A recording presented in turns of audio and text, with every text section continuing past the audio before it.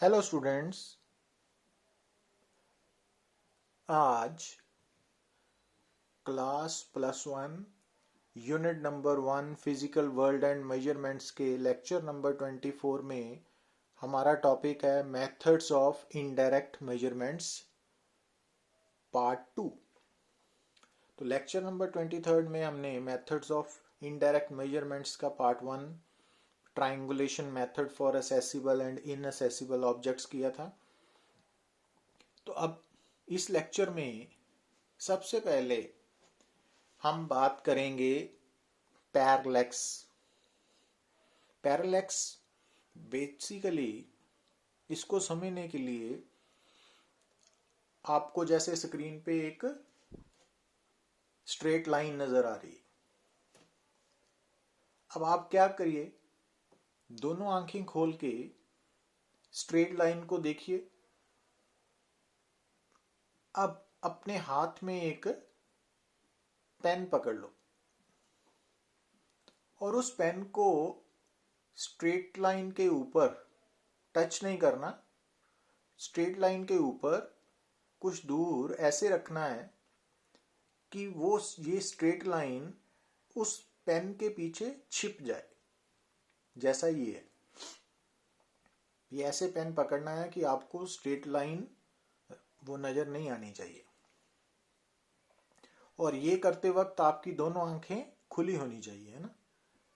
अब आपने क्या करना है, अब आप इसी पोजीशन में, ना तो आपने पेन को हिलने देना है, जो उसकी पोजीशन है वहां इंटैक्ट रखनी है।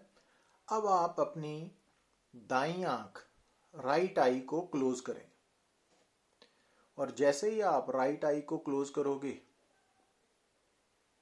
तो जब आपकी दोनों आंखें खुली हैं तो जो पेन है ना, उसके पीछे जो लाइन है वो पूरी तरह से छुप गई है। बट अब जब आप अपनी राइट आई को क्लोज करोगे और लेफ्ट आई से देखोगे तो क्या नजर आएगा, आपको ऐसे लगेगा जैसे स्क्रीन पे आ रहा है कि आपको रेड लाइन के अकॉर्डिंगली जो पेन है ना वो राइट साइड पे महसूस होगा। अब आप लेफ्ट आई को क्लोज करो और राइट को खोल लो तो आपको ऐसे लगेगा। अब जब आप राइट आई को क्लोज करके लेफ्ट से देख रहे हो, लेफ्ट को क्लोज करके राइट से देख रहे हो, तो बेसिकली जो पॉइंट ऑफ ऑब्जर्वेशन है, जहां से हम नोट कर रहे हैं, रीडिंग ले रहे हैं या देख रहे हैं, वो बदल गया। और उसके बदलने के कारण क्या हुआ कि जो ऑब्जेक्ट पेन है यहाँ पे और रेड लाइन उसकी बैकग्राउंड है, तो बैकग्राउंड के अकॉर्डिंगली हमें ऐसे लगा जैसे ऑब्जेक्ट की पोजीशन चेंज हो गई। जबकि इन रियलिटी ना तो हमने बैकग्राउंड को चेंज किया ना ही पेन को चेंज किया, वो वहीं पे थे। बट जब हमने पॉइंट ऑफ ऑब्जर्वेशन को चेंज किया तो पॉइंट ऑफ ऑब्जर्वेशन के चेंज होने के कारण जो position of object with respect to its background है वो चेंज हो जाती है। और इस इफेक्ट को हम बोलते हैं पैरेलैक्स।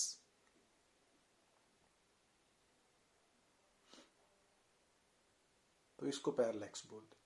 अब इस प्रिंसिपल को हम यूज करते हैं to determine the distance of star from earth. मगर इस मेथड में हम सिर्फ वो स्टार्स को ही एक्यूरेटली उनका डिस्टेंस मेजर कर सकते हैं जो stars less than 100 light years away हैं। तो पैरेलैक्स मेथड से हम उन स्टार्स का डिस्टेंस फाइंड आउट करते हैं जो less than 100 light years away हैं फ्रॉम द अर्थ। अब जैसा कि आप यहां स्क्रीन पे देख रहे हो कि जो सन है उसके अराउंड अर्थ सर्कुलर ऑर्बिट में रिवॉल्व करती है, नियरली सर्कुलर ऑर्बिट है। और सन और अर्थ के बीच में जो डिस्टेंस है वो 1 एस्ट्रोनॉमिकल यूनिट है। और 1 एस्ट्रोनॉमिकल यूनिट की वैल्यू 1.5 इंटू 10⁻11 मीटर है। ये हमने डेफिनेशन में किया था एस्ट्रोनॉमिकल यूनिट की। अब इस डायग्राम में आप क्या देख रहे हो कि जो अर्थ है वो E1 पे पोजीशन है एट एनी टाइम। क्योंकि अर्थ अपने ऑर्बिट में मूव कर रही है ना, तो डिफरेंट टाइम पे उसकी पोजीशन डिफरेंट होगी। तो मान लीजिए एट एनी टाइम टी अर्थ की पोजीशन है E1। तो अब मान लीजिए कि जो एस, रेड कलर का एस लिखा हुआ है, वो स्टार है जिसका हमने डिस्टेंस फ्रॉम अर्थ कैलकुलेट करना है, वो less than 100 light years away है। अब हम इस स्टार को, एस स्टार को ऑब्जेक्ट मानेंगे और स्पेस में एक और स्टार को ऑब्जर्व करेंगे जो more than 100 light years away है, जैसे ये S1। तो ये S1 जो है more than 100 light years away है, तो इसको हम रेफरेंस स्टार मानेंगे, या इसको हम बैकग्राउंड ऑफ स्टार S मानेंगे। जैसा हमने पीछे पेन ऑब्जेक्ट है और रेड लाइन उसकी बैकग्राउंड है। तो अब क्या करेंगे हम, with the help of telescope हम सबसे पहले स्टार S1 को देखेंगे, और उसके बाद जब हम स्टार S1 को टेलीस्कोप के थ्रू देखेंगे तो उस टेलीस्कोप को रोटेट करके हम S की तरफ ले जाएंगे। तो जितना एंगल टेलीस्कोप रोटेट करेगी वो है φ1 एंगल, तो वो एंगल हम मेजर कर लेंगे। अब हम इंतजार करेंगे 6 मंथ्स, क्योंकि आफ्टर 6 मंथ जो अर्थ है वो अपने ऑर्बिट में ऑपोजिट, डायगोनली ऑपोजिट पोजीशन पे आ जाएगी, क्योंकि पूरा एक साल में वो पूरा चक्कर लगाती है ना। तो आफ्टर 6 मंथ वो डायगोनली ऑपोजिट आ जाएगी, हाफ रेवोल्यूशन होगी। तो अर्थ कहाँ पे आ चुकी है, E2 पे। तो अब जैसे आपने पहले लेफ्ट आई से देखा, अब राइट से देख रहे हो, तो क्या नजर आया कि पहले आपका ऑब्जेक्ट रेफरेंस से, बैकग्राउंड से राइट की तरफ था, अब लेफ्ट की तरफ हो जाएगा। मींस जो S1 स्टार है तो उसके अकॉर्डिंगली S की पोजीशन अब लेफ्ट की तरफ होगी। तो अगेन हम आफ्टर 6 मंथ्स S1 स्टार को दोबारा टेलीस्कोप से ऑब्जर्व करके टेलीस्कोप को रोटेट करेंगे, और जितना एंगल रोटेट करेंगे वो φ2 आ जाएगा, वो नोट डाउन हो जाएगा। अब अगर दोनों एंगल्स नोट हो गए तो ज्योमेट्री के अकॉर्डिंगली ये एंगल्स φ1 और ये φ2 बराबर है। तो इट मीन्स ये पूरा एंगल फाई जो है वो φ1 प्लस φ2 है। इट मीन्स फाई हमें नोन होगा।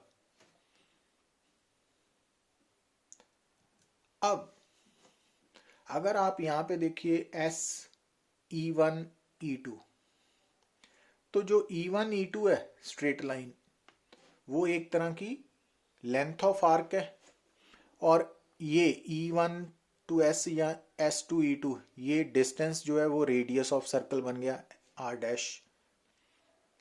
और ये एंगल है फाई। अब एंगल सबटेंडेड बाय आर्क किसके बराबर होता है, radius, sorry, angle subtended bye arc क्या होगा, length of arc divided by radius. तो अब E1 to E2 length of arc है, जो 2 एस्ट्रोनॉमिकल यूनिट 2R के इक्वल है, और रेडियस यहाँ पे R', तो इट मीन्स R' की वैल्यू 2R/φ। अब R तो हमें नोन है एस्ट्रोनॉमिकल यूनिट में, फाई की वैल्यू हमने मेजर की हुई है, इन रेडियन होनी चाहिए, तो R' निकल आएगा। अब क्वेश्चन ये भी अराइज होता है कि इस मेथड से हम सिर्फ उन स्टार्स का डिस्टेंस ही कैलकुलेट कर पाएंगे जो less than 100 light years away हैं। क्यों, क्योंकि अगर star more than 100 light year away होगा तो जो फाई है उसको मेजर करने में जो रिलेटिव एरर है वो ज़्यादा होगी, क्योंकि जितनी दूर स्टार होगा एस, तो फाई की वैल्यू उतनी कम होगी, और जितनी फाई की वैल्यू कम होगी उसमें रिलेटिव एरर उतनी ज़्यादा होगी, तो जो R' है वो एक्यूरेट नहीं आएगा। तो ये याद रखना है आपने। अब नेक्स्ट मेथड है इको मेथड। अब इको मेथड में हम क्या करते हैं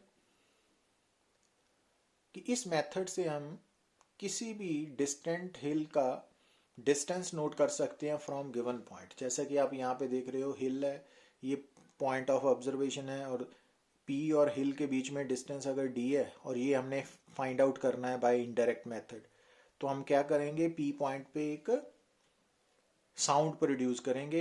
कैसे करेंगे? से फायरिंग ए गन, तो गन को फायर किया तो जो आवाज़ पैदा हुई तो वो साउंड चारों तरफ फैलेगी, वो साउंड हिल की तरफ भी जाएगी। अब वो साउंड हिल से टकरा के वापस पी पर आएगी, रिफ्लेक्टेड पार्ट। तो जब वो साउंड हिल से टकरा के पी पॉइंट पे पहुंचेगी तो आपको इको सुनाई देगी ना, साउंड दोबारा सुनाई देगी, जिसको इको कहते हैं। तो अब जब आपने फायर किया उस वक्त आपने जो स्टॉप वॉच है उसको ऑन कर दिया, और उसके बाद जब आपने इको सुनाई दी आपको तो आपने स्टॉप वॉच को बंद कर दिया। अब जो टाइम स्टॉप वॉच पे है वो है टी टाइम। अब टी टाइम में जो साउंड है वो पहले डी डिस्टेंस कवर करके हिल की तरफ गई फ्रॉम पॉइंट पी और फिर वापस आई। तो इट मीन्स टी टाइम में जो साउंड है उसने कितना डिस्टेंस कवर किया? 2D। तो डिस्टेंस कवर्ड है 2D, टाइम टेकन है t, तो distance is equal to velocity into time. तो ये फार्मूला यूज किया, सब्स्टिट्यूट किया तो d निकल आएगा। अब v यहाँ पे क्या है? Velocity of sound.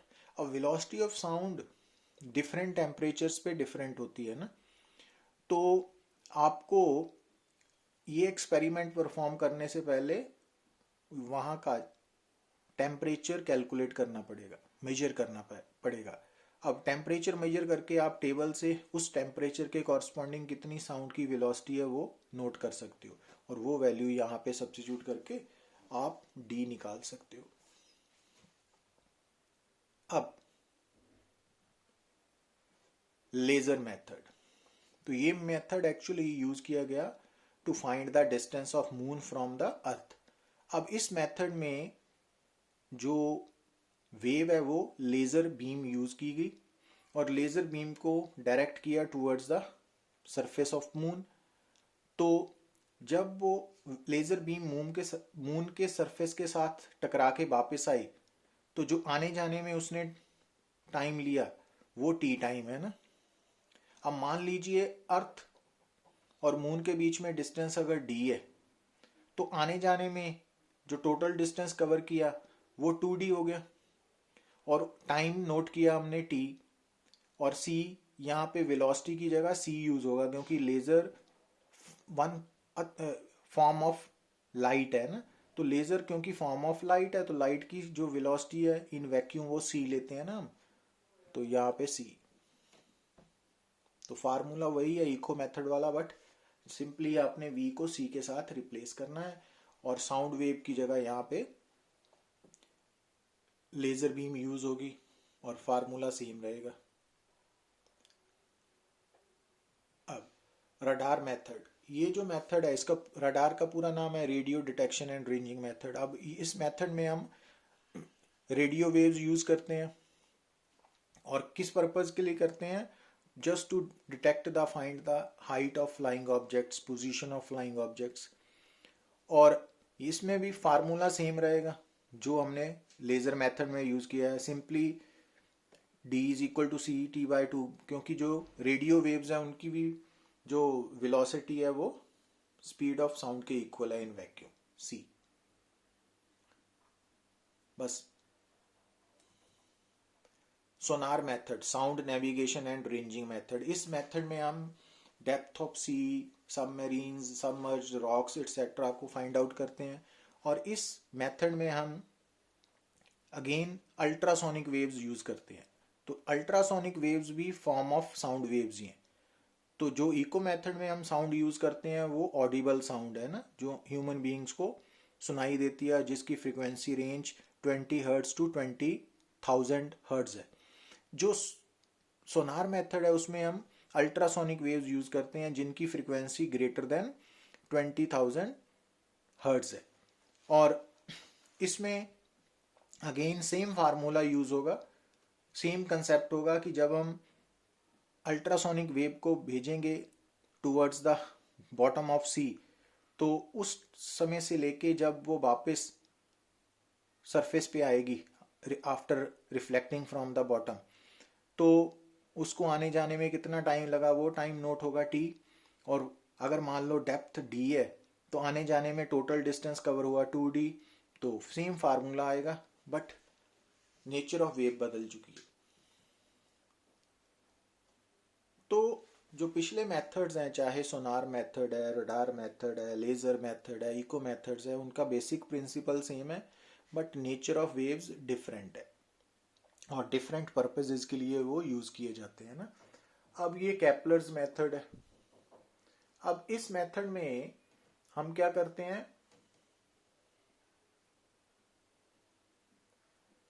कि जो प्लैनेट्स सन के अबाउट रिवॉल्व कर रहे हैं उनका जो टाइम पीरियड है ना, वो square of time period of planet is directly proportional to cube of its radius, cube of it radius of its orbit.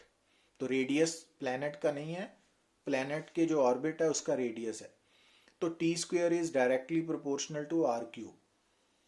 तो केपलर्स थर्ड लॉ की स्टेटमेंट है कि square of the time period of planet revolving around the sun is directly proportional to cube of its radius of its orbit, cube of radius of its orbit, t square is directly proportional to r cube। तो जैसा कि आपको diagram में नजर आ रहा है कि सन के अबाउट हमने दो प्लैनेट्स कंसीडर किए, P1 एंड P2। जो P1 प्लैनेट है उसके ऑर्बिट का रेडियस R1 है और उसका टाइम पीरियड T1 है। टाइम पीरियड तो पता ही है आपको, time taken to complete one revolution. और जो P2 प्लैनेट है उसका रेडियस ऑफ ऑर्बिट R2 है और उसका टाइम पीरियड T2 है। तो अब क्योंकि T1 square is directly proportional to R1 cube, T2 square is directly proportional to R2 cube, तो अगर आप दोनों की रेशो लेंगे तो ये फार्मूला बनेगा और वहां से आप R2 ये फार्मूला बना लिया ना।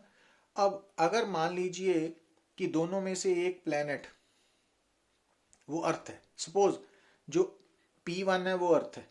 अगर P1 अर्थ है तो इट मीन्स आपको T1 नोन है 1 ईयर और R1 भी नोन है 1 एस्ट्रोनॉमिकल यूनिट। तो इस फार्मूला में आपने R1 T1 की वैल्यू सब्स्टिट्यूट करनी है और T2 उस प्लैनेट का टाइम पीरियड है जिसका हमने डिस्टेंस फ्रॉम सन निकालना है।